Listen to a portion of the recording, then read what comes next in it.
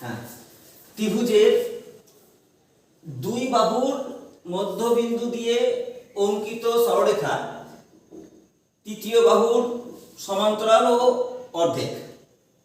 এখন ছেলেমেয়েরা বলে, স্যার এটা কত নম্বর উপপাদ্য? এইভাবে কেউ জ্যামিতি শিখে না। এই হেডিংটাই আসল।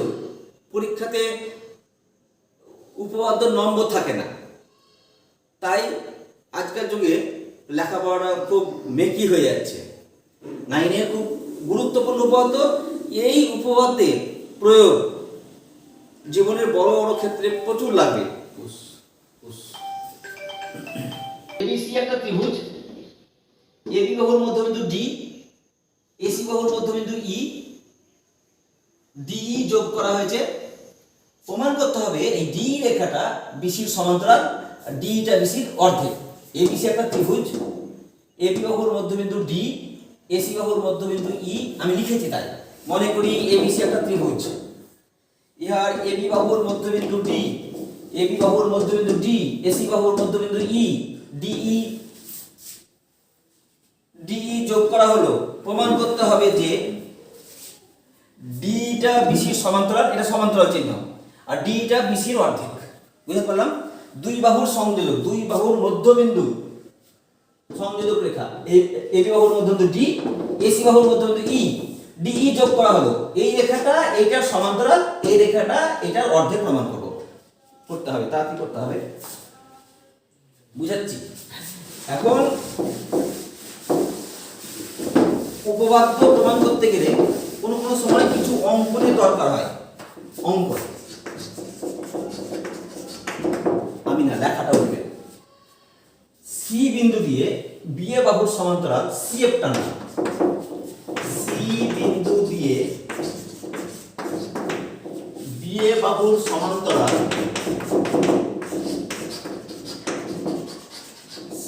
সি বিন্দু দিয়ে বিএ বাহুর সমান্তরাল সিএফ টানলাম, যা ডিইর বর্ধিতাংশকে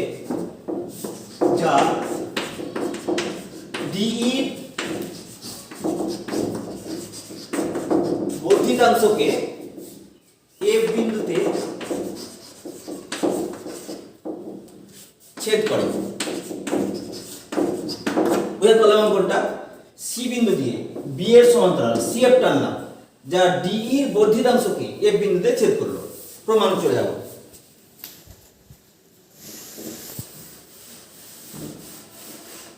মন দিতে হবে, এটা মনোযোগ লাগে।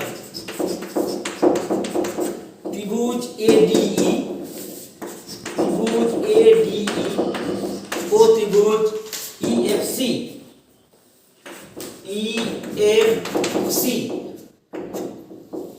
ত্রিভুজ এডিই আর ত্রিভুজ ইএফসি, এই দুটো ত্রিভুজ দেখি সর্বসম প্রমাণ করতে পারি কিনা।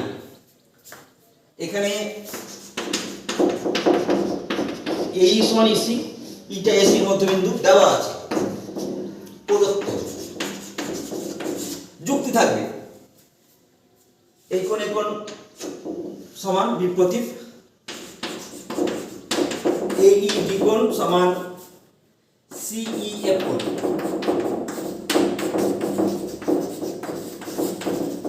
বিপ্রতীপ কেন সমান? পাশে যুক্তি দিতে হবে, বিনা কারণে লিখতে পারি না।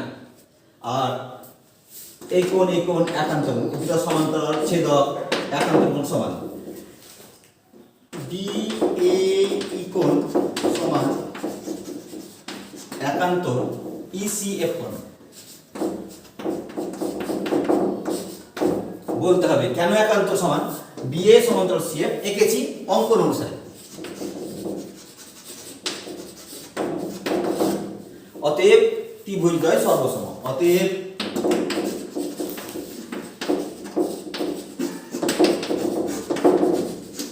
সর্বসম।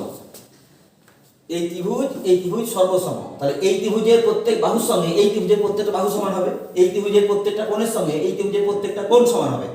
এই ত্রিভুজের প্রত্যেকটা বাহুর সঙ্গে এই ত্রিভুজের প্রত্যেকটা বাহু সমান হবে। এই ত্রিভুজের প্রত্যেকটা কোণের সঙ্গে এই ত্রিভুজের প্রত্যেকটা কোণ সমান হবে। বুঝতে পারছি?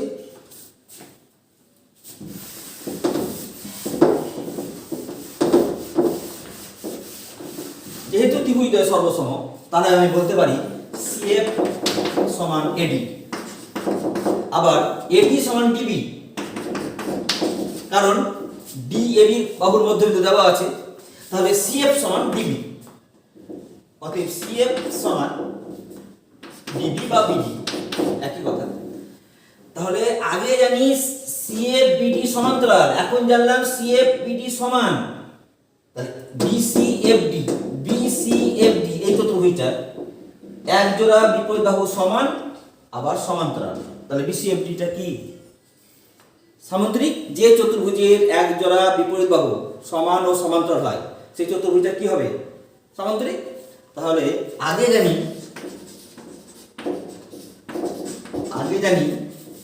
সিএফ সমান্তরাল বিডি, তাহলে এক জোড়া যে জোড়া সমান সেই জোড়ায় সমান্তরাল, অতএব লিখতে পারি বিসিএফডি